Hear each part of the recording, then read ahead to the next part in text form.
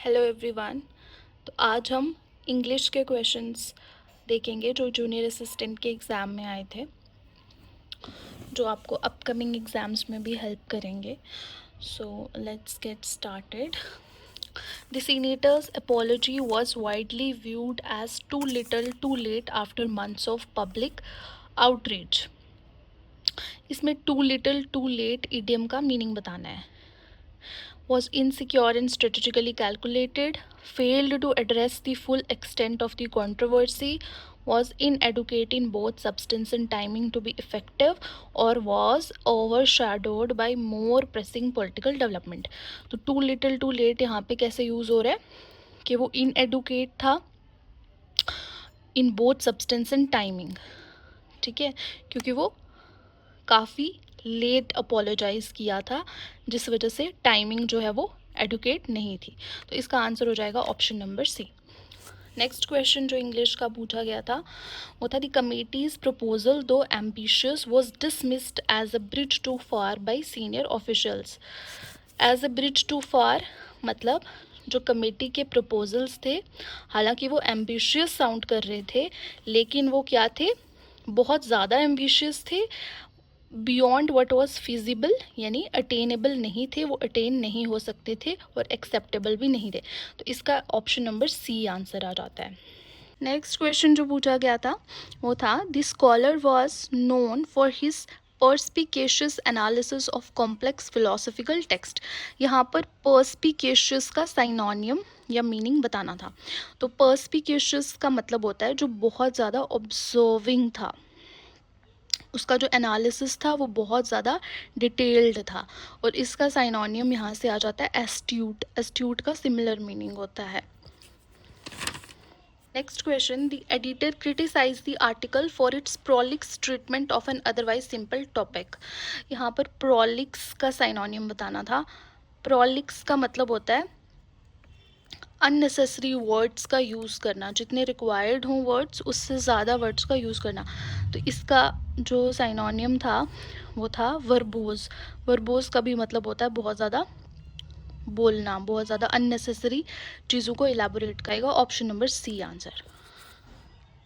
Next question था हर argument was praised for being cogent and logically compelling. उसका जो आर्ग्यूमेंट था उसकी तारीफ की गई कि वो आर्ग्यूमेंट बहुत ज़्यादा कोजेंट, कोजेंट मीन्स वो प्लीज़ कर रहा था दूसरों को, एंड लॉजिकली कंपेलिंग एंटोनियम पूछा था यहाँ पे, ठीक है। तो एंटोनियम मीन्स उल्टा, तो ये यहाँ पे प्लीजिंग हो गया इसका मीनिंग, तो इसका उल्टा हो गया स्पेशियस, जिसका मतलब होता है मिसलीडिंग। वो मिसगाइड कर रहा था, मिसलीड कर रहा था उसका जो भी आर्ग्यूमेंट था। तो यहाँ पर ऑप्शन नंबर ए हो जाएगा answer. The professor was admired for his equanimous response to harsh criticism. Professor को एडमायर किया गया उसके इक्विनिमस रिस्पॉन्स के लिए। यहाँ पर भी एंटोनियम पूछा है यानी अपोजिट। इक्विनिमस का मतलब क्या होता है, तो इसका मतलब होता है कि स्ट्रेसफुल सिचुएशंस में भी काम रहना, रिएक्ट ना करना उस समय भी। तो इसका उल्टा हो जाएगा वोलाटाइल, तुरंत रिएक्ट करना। तो option number A will be answer इसका। Next one was to punctuate the sentence. तो सेंटेंस ये था the proposal which was submitted last week however requires further revision. तो यहाँ पर द प्रपोजल, देन एक स्लाइड पॉज लेना था, which was submitted last week, जो लास्ट वीक सबमिट किया गया था, then pause, then however के बाद पॉज तो आता ही है, comma, then requires further revision. तो इसका आंसर नंबर डी था। नेक्स्ट वन, यहाँ पे टाइप ऑफ क्लॉज आइडेंटिफाई करना था। What the committee decided surprised everyone present. So यहाँ पे अगर हम देखें नाउन क्लॉज किसका आंसर देता है, व्हाट का। और नाउन क्लॉज सेंटेंस में या सब्जेक्ट का काम कर रहा होता है या ऑब्जेक्ट का काम कर रहा होता है। तो यहाँ पर what did committee decided surprised everyone present. तो यहाँ पर अगर हम क्वेश्चन करें व्हाट, जो कमेटी ने डिसाइड किया, तो यहाँ पे व्हाट का आंसर दे रहा है और एज अ सब्जेक्ट काम कर रहा है ये। तो ऑप्शन नंबर ए था इसका answer, noun clause functioning as the subject. Option number A. Next one. In which sentence the word bank used as homonym when compared to its use in the sentence below? She deposited the check at the bank. तो यहाँ पे होमोनियम का काम जो है वो bank कैसे कर रहा है? सो इसका आंसर बी था. नेक्स्ट क्वेश्चन वॉज, यहाँ पे भी होमोफोन हमें चूज करना था. Principal asked the students to bear the consequences of their actions. यहाँ पर बियर ये होता है नेक्ड, ये वो वाला BEAR बियर होता तो सही होता. She decided to compliment the dress with a matching scarf. No. The hikers were advise to pause the trail before nightfall. No. The he could not site.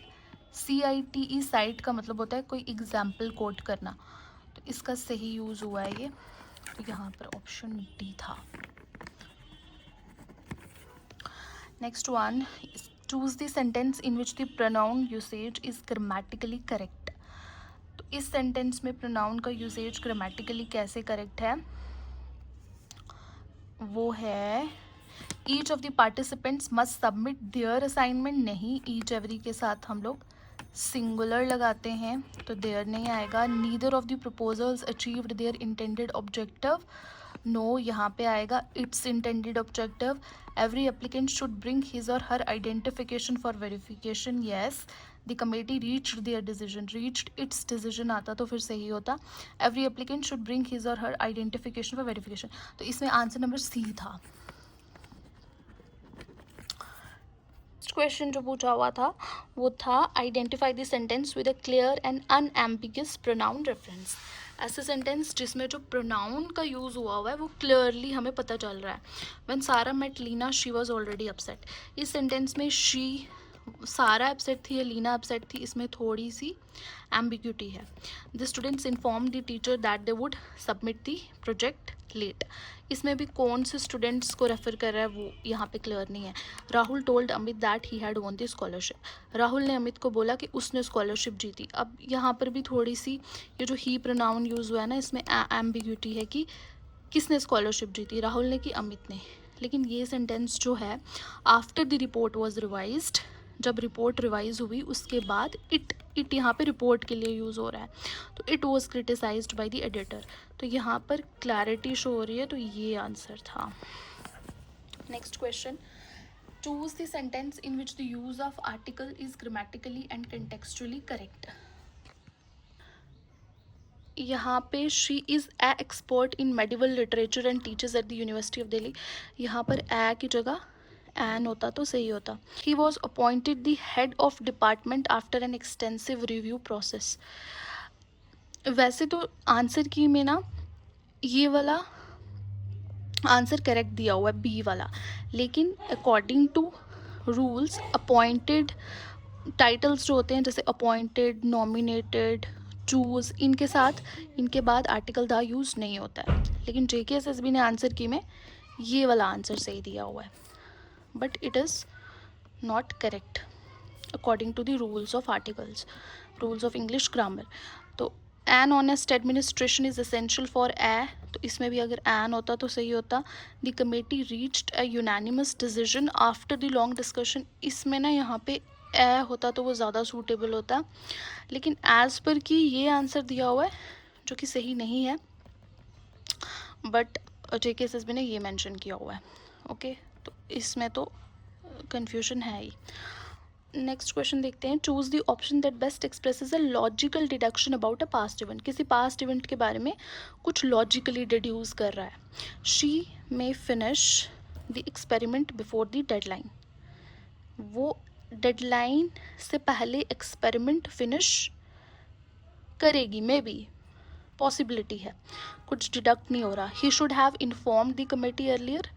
यहाँ पे भी नहीं है. They must have overlook the crucial data and you can submit the application online. So ये ना past में की बात कर रहे हैं कि हाँ उन्होंने क्रूशियल डेटा को ओवरलुक किया होगा. तो इसमें आंसर ये वाला था. Direct to indirect. The professor said I will review your thesis tomorrow. तो विल वुड यहाँ पे सेड है तो विल चेंज हो जाएगा वुड में. I is first person changes according to subject. Subject क्या है? प्रोफेसर. तो the professor said that he would review your है तो ये अकॉर्डिंग टू ऑब्जेक्ट हो जाएगा, तो ये योर चेंज हो जाएगा मी में. The professor said to me, क्योंकि हिडन ऑब्जेक्ट मी है, तो the professor said that he would review my thesis and tomorrow, next day में चेंज हो जाएगा, that he would review my thesis the next day. Option number C will be answer to this question.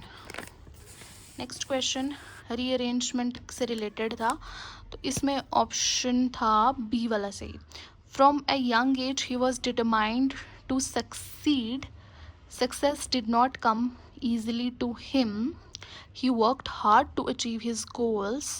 Eventually, his efforts paid off. Confusing था, ये वाला answer था. Next one rearrange the following, ये भी rearrangement का ही था और इसका आंसर था ऑप्शन नंबर ए वाला. ठीक है. The following sentence has an error, इसमें एरर ढूंढना था, तो द स्टूडेंट्स है, प्लूरल सब्जेक्ट है तो प्लूरल वर्ब आना था, तो हैज़ सबमिटेड यहाँ पे गलत था, यहाँ पे आ जाना था have submitted there assignments. Next question is choose the option that correctly complete the sentence. तो यहाँ पे प्रीपोजिशन यूज़ करना था, शी इज़ प्रोफिशिएंट इन, तो यहाँ पर इन आंसर हो जाना था. Next one choose the option that converts the following sentence into passive voice, तो ये एक्टिव पैसिव से रिलेटेड था. The committee will announce the results tomorrow. The results will be announced by the committee tomorrow, तो यहाँ पे option 1 ही था answer इसका, ये वाला. सो ये कुछ क्वेश्चंस थे जो हमें अपकमिंग एग्जाम्स में हेल्प कर सकते हैं.